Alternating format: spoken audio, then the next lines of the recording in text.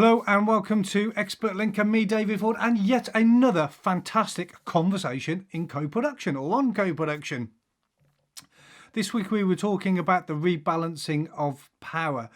It was a fantastic conversation, lots and lots of wisdom, insight and gifts shared amongst the group. And this is a little vlog to explain a little bit about what happened and share some of that wisdom with you. But here's a caveat.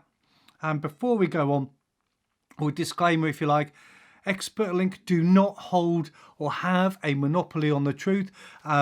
We shared our wisdom and our knowledge with the group, but it was just a small part of it. Actually, the group of people shared their wisdom and were a real fountain of knowledge, if you like, and insight. So this is about not just about us, but about the people who are in the room. Listen, these were a great series of conversations. If you want to hop on the next one, I think we're talking about recognizing or bringing out all the wisdom in the room. So jump on the link below and join us. So rebalancing the power and that this is a real challenging one, isn't it? Because often it's something in our sector we or in the co-production world we wrestle with when and how to give away the power, who's got the power, who should have the power, and where does it need to sit. I think at Expert Link we absolutely have a belief that the power sits within the collective. But if we want to have a conversation about the power, I think that we need to start off with the question of where do the co-produced activities come from? Because if we recognise that, we can then jump on to where the power then sits. So in our conversations, what we recognise that the co-produced idea, co-produced activities, if you like, or co-production can start from anywhere. It can be started with funders who are trying to engage with people that they're grant holders, if you like, or working with potential grant holders, and even the beneficiaries of the grant holders. You know, it can be services working with their beneficiaries to create better services. It can come from within. Yes, it does. It can come from within the civil service or parts of the government. It can come from institutions and parts of the system like local authorities. It can also be grassroots movements building up, which are absolutely fantastic. I think the key thing to remember is wherever that source of co-production comes from, wherever that instigation part is, that it's driven, understanding it's driven by a want or a need. They just don't puff out. There's a want or a need sat behind that. And I think it's also pretty crucial or pretty important to understand that often the way that co-production gets started, or co-produced activity starts with one person. Often, you know, one person instigates that co-production process, if you like. And those they might be called leaders, if you like, or instigators, but it's important to remember who they are. And actually it's important for them to recognize the power that brings to them. As a leader, as an instigator, who's someone who's starting something up, the power that brings to them. Because what's important, if we want to rebalance the power, which is what co-production is all about, isn't it? Rebalancing power. If we want to rebalance in power, we have to recognize where the power sits, and in doing that, we have to recognize where our power comes from, what power that we have, whether you're the leader or the instigator, the power that gives you when you're entering the room, what power that you have. And power comes from lots and lots of different areas, doesn't it? It could be educational, it could be monetary, it could be institutional, you know, it could be your role sitting within a hierarchical system. Recognizing our power first enables us to be able to share that power, if you like, or seed that power. Recognizing and coming from a place of humility. But it's not also about us recognizing our power, is it?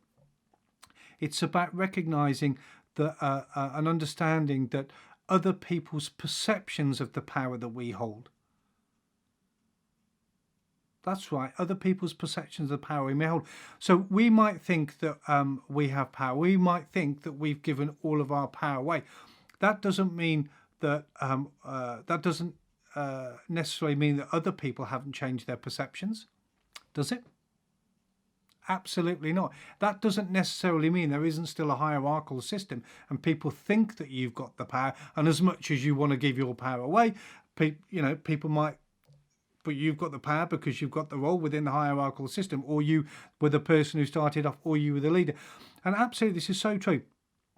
Sharing a story from my experience when we set up ExpertLink, I had an amazing group of people helping us, still have got an amazing group of people, got a really incredible board now. But actually, when I started off on my journey, me recognizing the power that I had with that group, because I brought them together and I instigated it, and as much as I was trying to hand it over or say not the power, recognizing actually people saw me and looked at me as the leader and instigator. So it's a real challenge.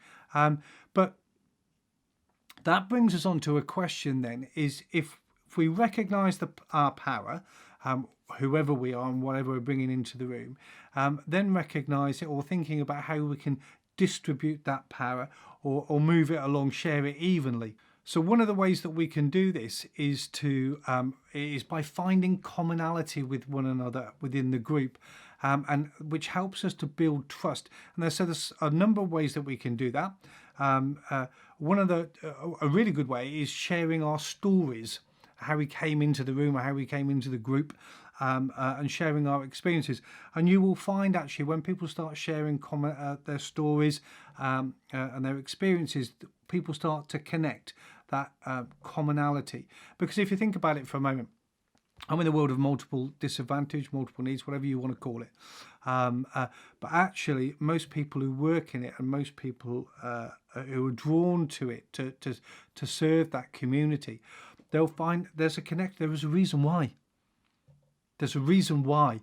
And when people start sharing their stories and those reasons come out, and actually you will start to find commonality. But that then starts to build up trust, doesn't it? And break down those misconceptions about others might have of one another, about the power and stuff. So sharing those stories, those experiences, finding a set of common values, if you like, and a purpose, because that helps bring people together and bridge those gaps of perceptions of power. And crucially, as it comes up in pretty much everything, and we harp on listening. Incredible, isn't it? Listening and helps to break down a lot of those barriers, those power barriers, if you like, and brings people together with a commonality, recognizing roles rather than power. So there's a couple of things to add on to this.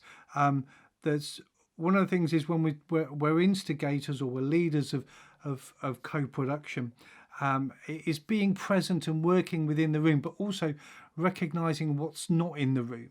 So maybe if we're the instigator, that power, that energy that draws people into co-production, maybe what we need to do is move that energy around to make sure that other people who perhaps should be in the room or need to be in the room can see and feel that energy and then connect to it.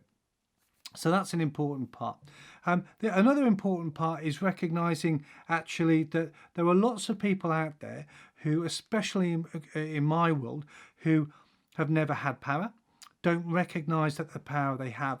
But if you look at their history and their story, and you start to learn that they've lived in really challenging or grown and developed in really challenging circumstances. So maybe that they've been very authoritarian. They've had to ask permission for everything that they do. Sometimes granted, sometimes not. Live in really challenging environments where their self-worth and their self-esteem is stripped away from them.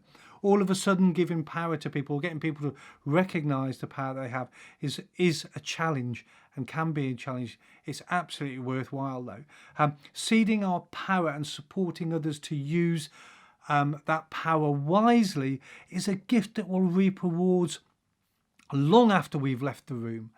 Not just on an individual basis, but on a purpose basis, if you like, for whatever the collective has got together for. It's an absolutely fantastic thing to do, and I would recommend it to everyone out there. So recognise where co-production activities come from, or co-productions, recognizing that there are leaders and instigators, recognizing actually the power that we have when we enter that room, whatever that power comes from, recognize that others are disempowered, sharing our stories, sharing our experience, gathering around common values and a common purpose are all the things that help us to rebalance that power. Guys, it was a fantastic conversation. As I said, it's part of a chain of conversations, if you like, an ongoing series. You can hop on to the next one by clicking on the link below. And perhaps you can come and share some of your wisdom with us, some of your insight. And maybe if you join us and walk away with one little nugget that makes your life and your world of co-production a little bit better and improves it, well, it'd be worth it, won't it? So until next time, guys, stay safe. Don't give up. Don't give up. Don't give up. Don't give up. No matter what.